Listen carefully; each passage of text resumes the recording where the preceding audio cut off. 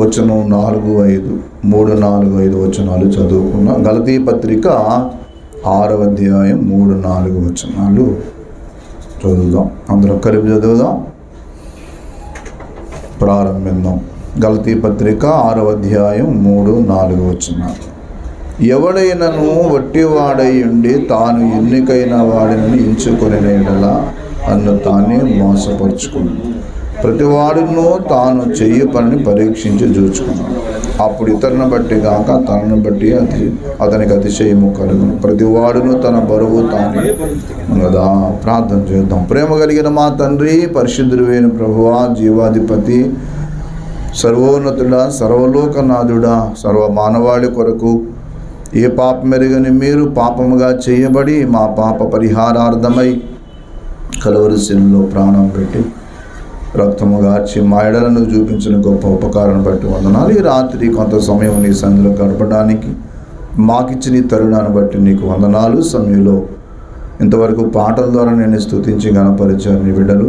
వాక్యమైన నీ యొక్క స్వరాన్ని వినడానికి మేము సిద్ధపడుతూ ఉన్నాం. మాతో మాట్లాడి మేము బలపరచమని యేసు ప్రభువు వారి యొక్క పరిశుద్ధ నామంలో స్తుతించి గణపరిచి ఆరాధించి వేడుకొనుచున్నాం తండ్రి, ఆమేన్.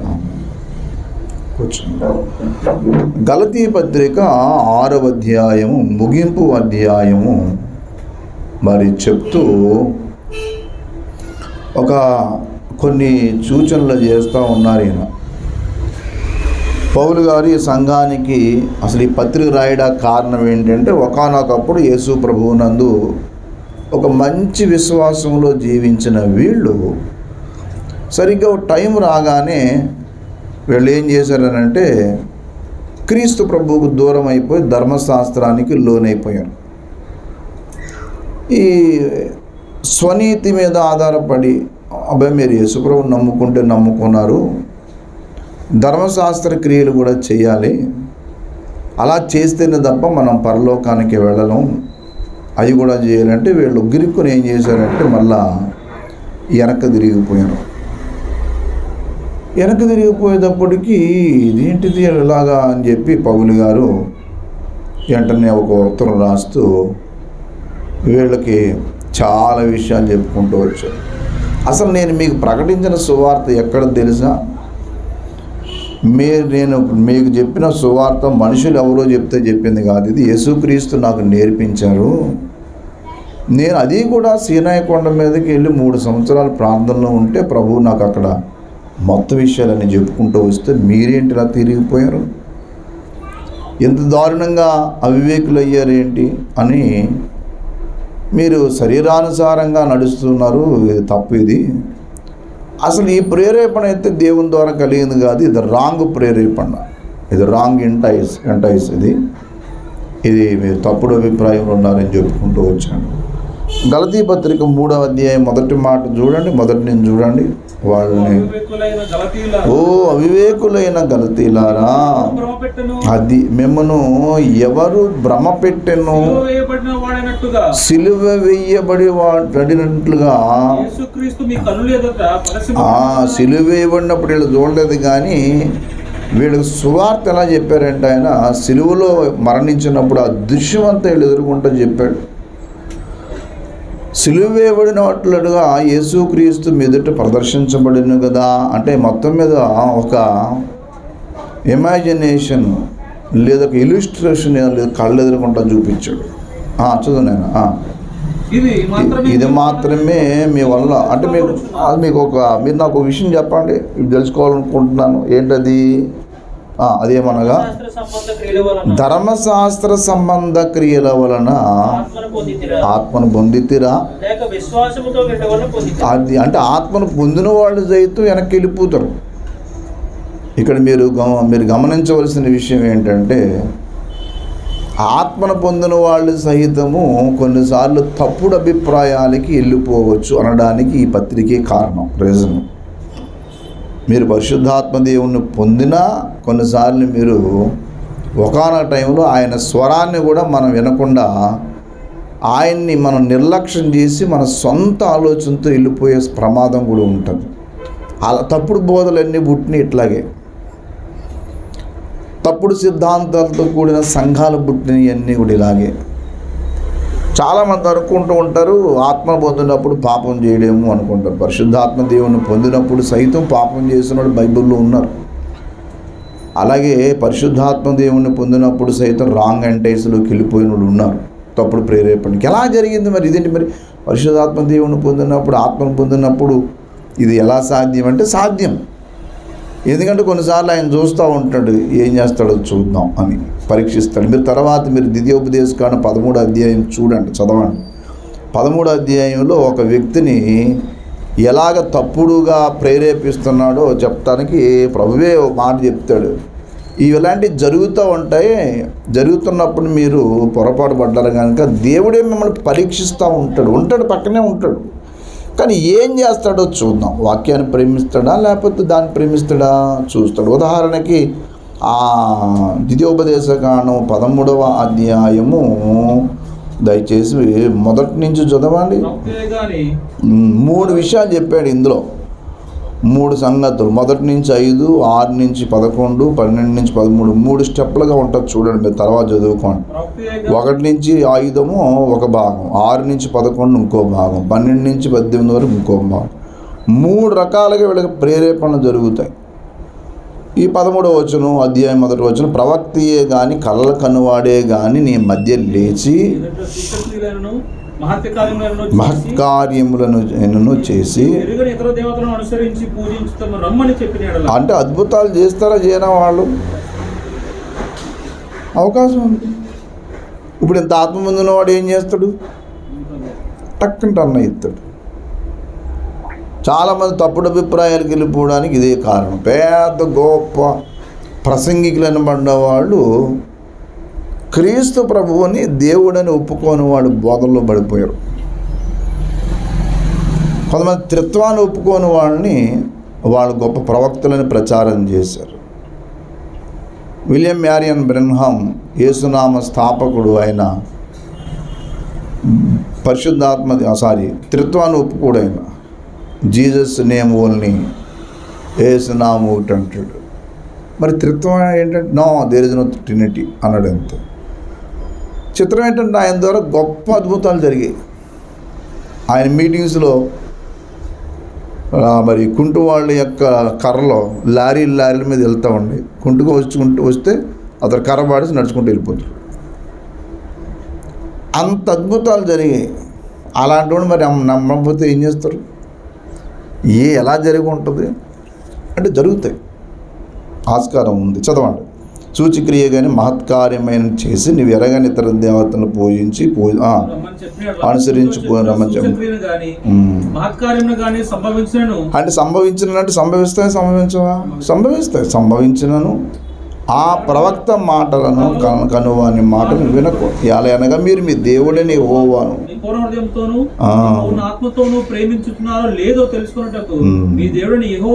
ఇది విషయం. దేవుడు కొన్నిసార్లు పరీక్షిస్తూ ఉంటాడు. మన ఎదురుగుంటే కొన్ని వాటిని పెట్టి మనం అనుకుంటాం దేవుడు ఇచ్చిన అవకాశం అనుకుంటాం, కానీ ఇది టెస్టింగ్ ఏమో కదా అనుకోం. అది విషయం. చాలామంది ఇలాగే ఈ పరీక్షల్లో ఫెయిల్ అయిపోయిన వాళ్ళు ఉన్నారు. చాలామంది ఆ రకంగా ఫెయిల్ అయిపోయి దేవుని విడిచిపెట్టేసేసి రాంగ్ రూట్లోకి వెళ్ళిపోయి ఉన్నారు. ఈ గలతీలు కూడా అలాగే వెళ్ళిపోయి ఉండొచ్చు. అందుకని ఆ మాట అన్నాడు, మీరు ఆత్మను పొందుతున్న ద్వారా మరి మీరు ఆత్మను పొందుతురా లేకపోతే ధర్మశాస్త్ర వాళ్ళని పొందారా? మీరు అసలు ఏంటి మీ పద్ధతి అని అంటే వీళ్ళలాగా అయిపోయారు. చూసారా? అంటే అంత రాంగ్ ఎంటైస్కి వెళ్ళారు, తప్పుడు అభిప్రాయానికి వెళ్ళారు. కాబట్టి నేను తర్వాత మళ్ళీ ఎవరిస్తాను కానీ ఈ విషయం అంతా. వీళ్ళు మళ్ళీ వదిలేసిన వాటిని అన్నింటిని మళ్ళీ వెనక్కి వెళ్ళారు. వదిలేసినన్నీ కూడా మళ్ళీ చేయటం మొదలెట్టారు. 4వ అధ్యాయం 8వ వచనం కూడా చూడండి. 4వ అధ్యాయం 8వ వచనం, ఆ కాలం మందైతే దేవుని ఎరగని వారై నిజమునకు దేవుళ్ళు కాని వారికి ఏమై అన్నారు? దాసులై ఉంటారు. ఆ కాలం ఉందంటే దేవుని దగ్గర రాకముందు. ఎరిగిన వారును దేవుని విశేషముగా ఎరగబడిన వారునై ఉన్నారు. గనుక బలహీనమైనవి నిష్ప్రయోజనమైన మూలపాఠముల తట్టు మరలా అవి అసలు లోక సంబంధమైన యుగ సంబంధమైన మూలపాఠం నెంబర్ ఉంది అక్కడ. మూలపాఠముల తట్టు అంటే యుగ సంబంధానికి సంబంధించిన మరలా తిరగనేలా మునుపటి వలె మరలా వాటికి దాసులై ఉండగోరనేలా దినములను మాసములను ఉత్సవ కాలము అదిగో మళ్ళీ అక్కడికి వదిలేసిన వాటి మళ్ళీ వెళ్ళారు. ఇదన్నీ మీరు చేస్తున్న పొరపాట్లు, వీళ్ళు చేస్తున్న పొరపాట్లు అన్నీ. అందుకనే ఇవన్నీ చెప్పుకుంటూ వచ్చి చాలా విషయాలు చెప్పాను నేను. 6 అధ్యాయాలు మీకు ఎప్పుడైనా ఒకటి మీకు వివరంగా మనం ధ్యానం చేయొచ్చు. కానీ నేను ఈ రాత్రి 4 విషయాలు పరీక్షించుకున్నాను. అందుకని అక్కడ మాట్లాడుతూ 6వ అధ్యాయం వచ్చేటప్పటికి ఏమన్నాడంటే, ప్రతివాడు తాను చెయ్యు పనిని పరీక్షించుకొనవలెను. అది విషయం. 6:3 చూడండి. 4 ప్రతివాడును తాను చెయ్యు పనిని ఏం చేయాలా? అదనమాట. Examine our self. మీరు పరీక్షించుకోవాలి. అది అంటే చాలామంది మనం ఏదన్నా ఒక తప్పు ఖండిస్తున్నాం అనుకోండి, ఇదేంటైనా ఇలా ఉండకూడదు, నువ్వు ఇలా తాకూడదు, ఈ రీతిగా ఆరోగ్యం చెడగొట్టుకుండే వాటిని మరి నువ్వు చేయకూడదు నాయన, ఇది మంచిది కాదు అని అంటే కోపం వస్తుంది. కొన్నిసార్లు చాలామంది ఏమంటారంటే, బాబు ఎవరేం చేసుకున్నా కానీ మనం ఖండించకూడదు నాయన, నువ్వు ఏదో వాక్యం చెప్పుకోవాలి తప్పిస్తే తప్పు అంటే మొత్తం నీ దగ్గరికి రారంటే రాకపోతే రాకపోయారు. మాస్టర్ ఉన్నాడు, ఓ టీచర్ గారు, ఆయన మాస్టర్ అనుకోండి. ఆ మాస్టర్ అన్నప్పుడు కుర్రోళ్ళు ఏది చేస్తే అది బాగుంది పర్లేదు నాయన అంటాడా? లేకపోతే ఏంట్రా ఇది జీవితం, నువ్వు బాగుపడాలనుకుంటున్నావురా, లేకపోతే చెడిపోదాం అనుకుంటా అంటాడా? అన్నాడా? అంతేగాని ఆరే గ్లాసులోకి సిగరెట్ తెచ్చుకోరా, నువ్వు మొక్క కాల్చి నాకు మొక్క అంటాడా? బుద్ధున్న మాస్టర్ ఎవరు అలా అండవు.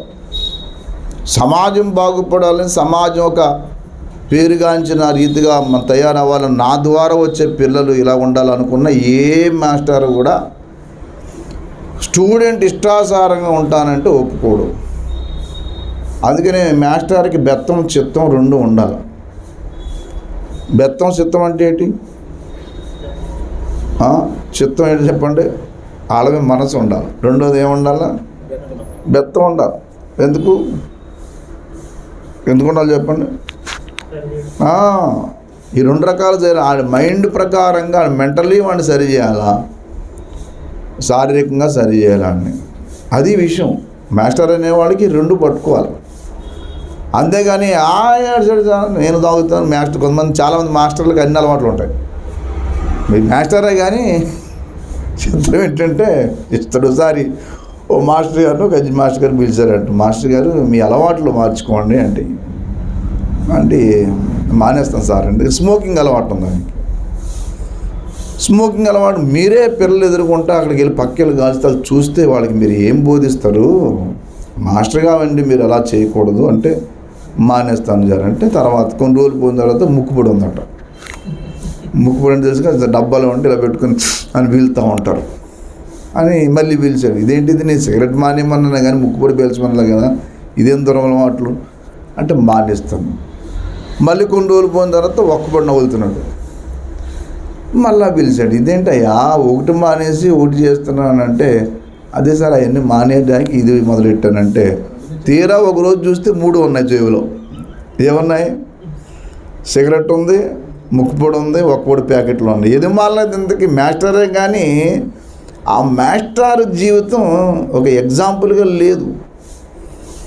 భక్తి జీవితం అనుకుంటారు కొంతమంది, భక్తి జీవితంలో కొంతమంది వ్యక్తిగత జీవితం అనుకుంటారు, ఏది పడితే అది చేస్తూ ఉంటారు.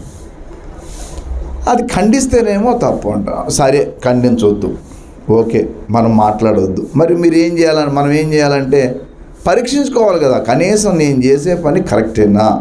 ఇప్పుడు ఎవరన్నా ఒక అబ్బాయో లేకపోతే ఎవరో ఒక స్మోక్ చేస్తున్నాడు అనుకోండి, అంటే ఈ ప్రాంతంలో వాళ్ళ పని చేస్తారని కాదు కానీ అనుకోండి, లేదా ఏది డ్రింకింగ్ హ్యాబిట్కు అలవాటు పడ్డాడు అనుకోండి. అలవాటు పడితే పోనీ అమ్మ నాన్న మాట్లాడితే ఏటమ్మా మీరు మరీ పాతకాలం వాళ్ళలాగా ఉన్నారు, ఎంత ఎంజాయ్, ఇప్పుడు అంతా ఎంజాయ్ చేయాలంటే ఇదేం ఎంజాయ్ రా, ఆరోగ్యం చెడగొట్టుకునేది అని ఆ తల్లిలో తండ్రి అంటారు. ఇప్పుడు సరే వాళ్ళు అనలేదు, వాళ్ళు చూడలేదు. చాలామంది పిల్లలు మొన్నకి ఇద్దరు కుర్రోళ్ళు మా ఇంటి పక్కన ఖాళీ స్థలంలోకి వెళ్ళి వెళ్తుంటే ఆపాను. ఇన్ని రోజులు సీరియస్ ఇలా తంతాను రానివాడిని, ఇలా కాదు వాళ్ళకి రూట్ మార్చి మాట్లాడదామని చెప్పి ఆపి, నాయన మీరు ఏం చదువుతున్నారంటే ఇంటర్మీడియట్ చదువుతున్న వాళ్ళకి అన్నిటికీ అలవాటు పడ్డారు. సరే మంచిదేనా అని మీరు చేయండి, కానీ దీనివల్ల మీకు ఏమన్నా ఆరోగ్యం కలిసి వస్తుందా, మీ ఆరోగ్యం బాగుంటుందా, మీకు ఏమన్నా విషయాలు బాగుంటుందా అంటే మాట్లాడలేకపోతున్నారు కదా. మరి సడన్గా అనారోగ్యం పాలై చచ్చిపోతారు, అప్పుడు ఏం చేస్తారు మరి? కాబట్టి మీరు ఆలోచన చేసుకోండి. నన్ను ఎవరు అన్నారు, నన్ను ఎవరు ఇలాగ మాట్లాడారు అది అనుకోకు అంటే ఆ లోపలికి వెళ్ళేవాళ్ళు బయటకు వెళ్ళిపోరు. అది ఇక్కడ చెప్తాడు, ప్రతి వాడు తాను చెయ్యి పనిని ఏం చేయాలా పరీక్షించు. నువ్వు చేసే పని నీకు క్షేమంగా ఉండాలా, ఇంట్లో వాళ్ళకి మేలు కలగాలి, సమాజంలో నిన్ను బట్టి ఇంకొకరు చెడిపోకూడదు. ఒకడు చెడిపోతాడు, మిగతా వాడు అందరినీ చెడగొడతాడు. అలా చెడగొట్టి చాలామంది అలా చెడిపోయి మధ్యస్థంలో చచ్చిపోయిన ఉన్నారు. చిన్న వయసులోనే జీవితాలు ముగించేసుకున్న వాళ్ళు కేవలం బ్యాడ్ హ్యాబిట్స్. సరే బ్యాడ్ హ్యాబిట్స్ గురించి ఒక మాస్టారు లేకపోతే ఒక పెద్ద అయినో లేకపోతే నాలాంటి బుద్ధి లేని సేవకుడు, ఎందుకంటే చెప్పేవాడు బుద్ధి లేనివాడు కదా, మనం చాలా బుద్ధిమంతులు, చెప్పేవాడేమో చెప్పండి బుద్ధి లేనివాడు కదా. ఇప్పుడు అనుకోండి పోనీ ఖండిస్తున్నారు అనుకుందాం, మరి ఖండిస్తున్నారు అనుకున్నప్పుడు కనీసం వద్దు, వాళ్ళు చెప్పే మాటలు నీకు ఇష్టం లేదు, మరి నువ్వన్నా ఏం చేయాలి? పరీక్షించుకోవాలి కదా. నువ్వు చిన్నవాడవో పెద్దవాడో మొత్తం మీద ఏదో చేసే పని ఇంటికి ఏమన్నా క్షేమమా, పోనీ నీ ఒంటికి ఏమన్నా క్షేమమా, నీ జీవితానికి ఏమన్నా మేలా? నేను చూసి ఆహా ఏం తాగుతున్నాడు, ఎంత వండర్ఫుల్, ఇంటికి తీసుకెళ్ళి మంచి కలెక్టర్ ఉద్యోగం అంటాడు. ఇటు ఎవడన్నా బిల్ కలెక్టర్ కూడా అవ్వవు. ఎందుకు అవ్వవు? ఏమన్నా చదువుకుని వ్యక్తం. అందుకనే సివిల్ సర్వెంట్ బ్యూరోక్రసీలోకి వెళ్తే అక్కడ చాలా అబ్జర్వ్ చేస్తారు.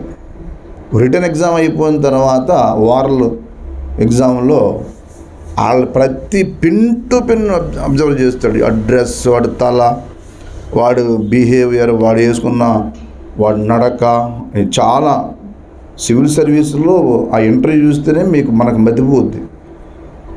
సివిల్ సర్వీసులో వాడి యొక్క అపియరెన్స్, వాడి మాట, వాడి యొక్క అన్నీ అబ్జర్వ్ చేస్తారు. కొన్ని ఉద్యోగాలకి రాస్తే పాస్ అయిపోతాడు రైటే, కానీ చాలామంది ఇంటర్వ్యూలు ఫెయిల్ అయిపోతారు తెలుసా మీకు. ఎందుకంటే వాడు బాడీ లాంగ్వేజ్ కూడా చూస్తారు. అక్కడ బాడీ లాంగ్వేజ్ అది, అంతేగాని ఏమి చదవకుండా పాస్టర్ అయిపోవచ్చు. పక్కన MA PhD డాక్టర్ ఎవరైనా పెట్టుకోవచ్చు, ఎవడేమంటావు కదా. ఇప్పుడు నేను ఢిల్లీలాగా కంప్యూటర్ పెట్టుకోవాలంటే నాకు ఎవడు ఉద్యోగం ఇవ్వడు. ఎందుకు ఇవ్వడు? నాకు అది రాదు కదా. అంతే, కంప్యూటర్ని వెనకాల తగిలించుకుని వెళ్ళొచ్చు ఫ్యాషన్గా టక్ చేసుకుని, నాకు ఎవడెత్తాడు? దానికి తగ్గ ప్రయాసం ఉండాలి. చాలామందికి విషయం తెలియదు, అందుకని పరీక్షించుకోవటం చాలా ముఖ్యం.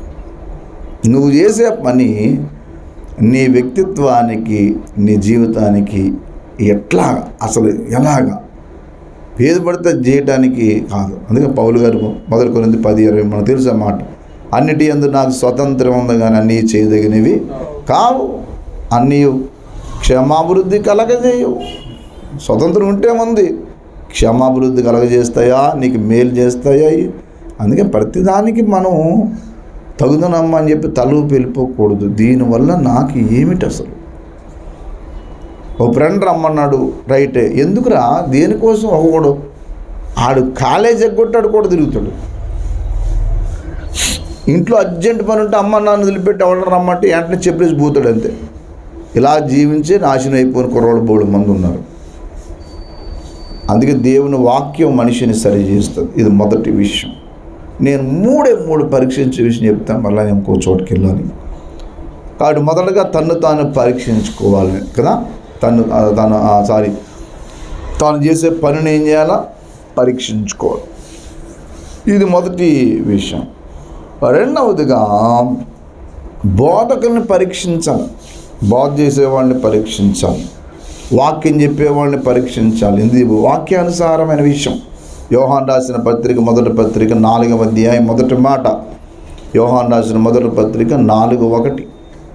ప్రియులారా, అనేకులైన అబద్ధ ప్రవక్తలు లోకంలోకి బయలు వెళ్ళి ఉన్నారు కనుక నమ్మొద్దు.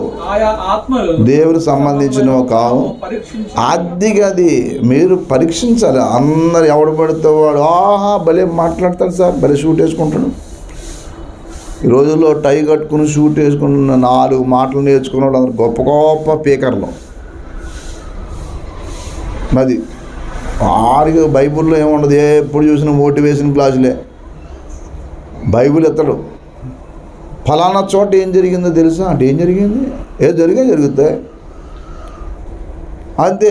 ఫలానా సినిమా యాక్టర్ ఎందుకు అనారోగ్యం పాలైపోయింది తెలుసా, ఆత్మహత్య చేసుకుంది. అదంతా వాక్యం ఏంటి? అదంతా వాళ్ళు ఎందుకు అయ్యారు, నీకెందుకు అదంతా కొని చెప్పు.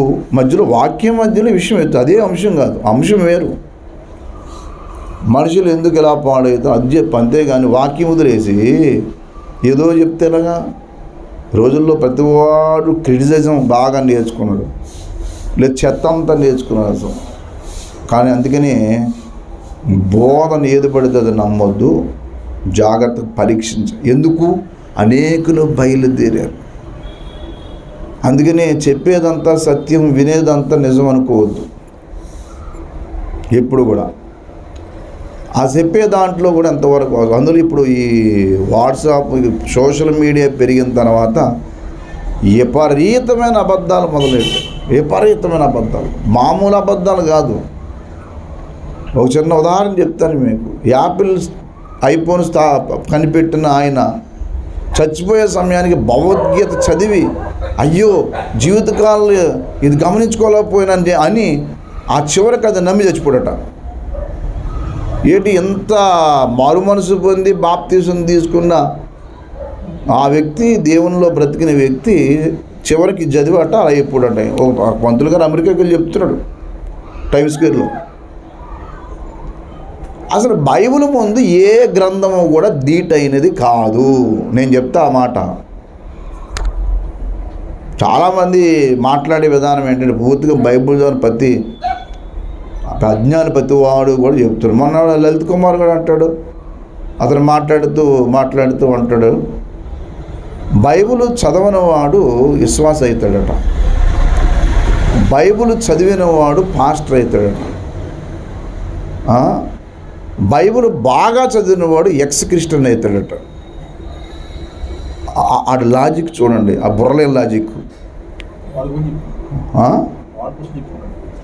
ఆడు మాట్లాడటం, బైబిల్ చదవనోడేమో విశ్వాసం అవుతాడట, బైబిల్ చదివేవాడేమో పాస్టర్ అవుతాడు, బైబిల్ పట్టుకున్నవాడేమో పాస్టర్ అవుతాడట, బాగా చదివి ఎక్స్ క్రిస్టియన్ అయిపోతాడట. అంటే క్రైస్తవ యూదులు ఎత్తాడట. ఒక బుద్ధిహీనుడా, మతిలేని మాటలు మాట్లాడుతుంది తప్ప ఏముంది. బైబిల్ బాగా చదివినవాడు ఎక్స్ క్రిస్టియన్ అయ్యాడంటే నరకాగ్ని భూతకు రెడీగా ఉన్నాడు అని అర్థం.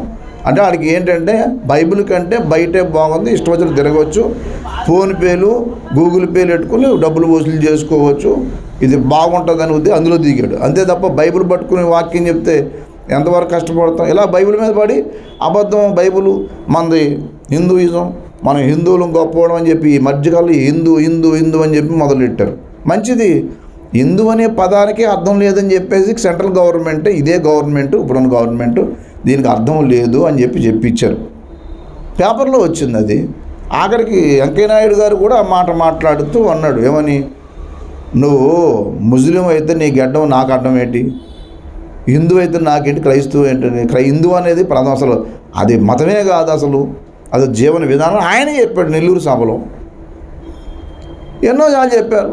ఒకలేంటి ప్రధానమంత్రి గారు చెప్పాడు. ఇన్ని చెప్పినా కానీ ఈ మాటకు మనం ఓదర కొడుతూ మనం హిందువులు యేసుప్రభుని నమ్మకూడదు, అసలు సరైన హిందూ అంటే యేసయ్యని నమ్మాలి, నువ్వు హిందువు కాకపోతే యేసుప్రభుని నమ్మకూడదు. If you are true Hindu you must be believe in Jesus Christ. అంతే తప్ప తెలుగు తక్కువ వ్యవహారం అంతా చేసుకుని వచ్చి ఆ భాష ఆ నదికి పెట్టిన పేరు పట్టుకుని మతాన్ని పెట్టుకుంటాం. అసలు బైబిల్ వేదాల్లో ఈ పదమే లేదు, ఉపనిషత్తుల్లో ఆ పదమే లేదు. వేదాలు ఉపనిషత్తులు చదివేయడం ఎవడం ప్రతి కూడా ఏ ఒక్క ఉపనిషత్తు చదివేయడం, ఎన్ని ఉపనిషత్తులు ఉన్నాయంటే ఒకటి తెల్లవు.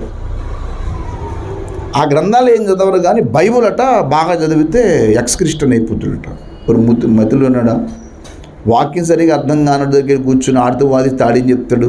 సరుకున్నవాడి దగ్గరికి వెళ్ళి కూర్చోవాలి, అప్పుడు తెలిసిపోతుంది నీకు సత్తా ఎంతో. పరీక్షించడం నేర్చుకోవాలి. పరీక్షించండి. ఆరోగ్యమూర్తి గారు పిచ్చోడే యేసుప్రభువుని నమ్మి బాప్తీసం తీసుకున్నాడు. ఆ బ్రాహ్మణ పండితుడు అయి ఉండి, పండితులు బాగా యేసయ్యను నమ్ముతారు. పాండిత్యం కాని వాడు ఏది పడితే అది నమ్ముతాడు. ఇది బాగా గుర్తుపెట్టుకోండి. బాగా ఒక రహస్యం చెప్తున్నాను. If you are truly scribe, if you are truly book reader, నువ్వు నిజంగానే చదివే వ్యక్తివైతే యేసయ్య నమ్ముతావు. చదవని వాడే ఏది పడితే అది నమ్ముతాడు. ఎక్కడో దున్నపో తీరిందంటే పలుపు ఎత్తుక్కుంటావు, దూణ కడతాకు.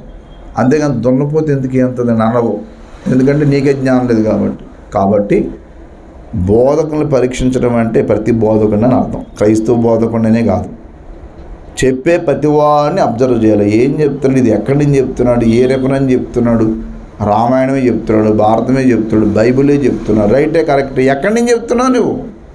బైబిల్లో ఎక్కడుంది ఆ విషయం? రామాయణంలో ఎక్కడుంది? ఏ కాండమో ఉందో? బాలకాండలో ఉందా, అరణ్యకాండలో ఉందా, అయోధ్యకాండ, ఏ కాండలో ఎక్కడుందో చెప్పు అని చెప్పి అడగండి. అంతేగాని ఏమీ తెలియకుండా అసలు అందులో ఎన్ని పుస్తకాలను ఎవరికి వెళ్దాం. పరీక్షించడం నేర్చుకోవాలి. తెలివైన వ్యవహారం అన్నవాడు ఇది ఎందుకు అవుతుంది, దేవుడు ఇలా ఈయన ఎందుకు అవుతాడు, రాజు దేవుడు అవుతాడా, సృష్టికర్త దేవుడు అవుతాడా అని అబ్జర్వ్ చేసుకోవాలి. అది నీ పని. అది రేపొద్దున నరకాగ్నికి వెళ్ళిన తర్వాత అప్పుడు ఎడుతాం, అయిపోయింది ఏంటంటే వెళ్తా నరకం ఉందని నాకు ఎవరు చెప్పకపోవటం ఏంటి? మీ పక్కన కదా మైకెట్ చెప్పాడు. వారం చక్కగా ఇడ్లీలు ఎట్టు పోషించి ఒక అమ్మగారు అని పిలిపించింది కదా, నాకు తెలియదు అంటారు ఏంటి? దేవుడు ఆయా ప్రాంతాల్లో ఆయన నేరం లేకుండా చెప్తాడు. నువ్వు నమ్మకపోతే అది నీ కర్మ.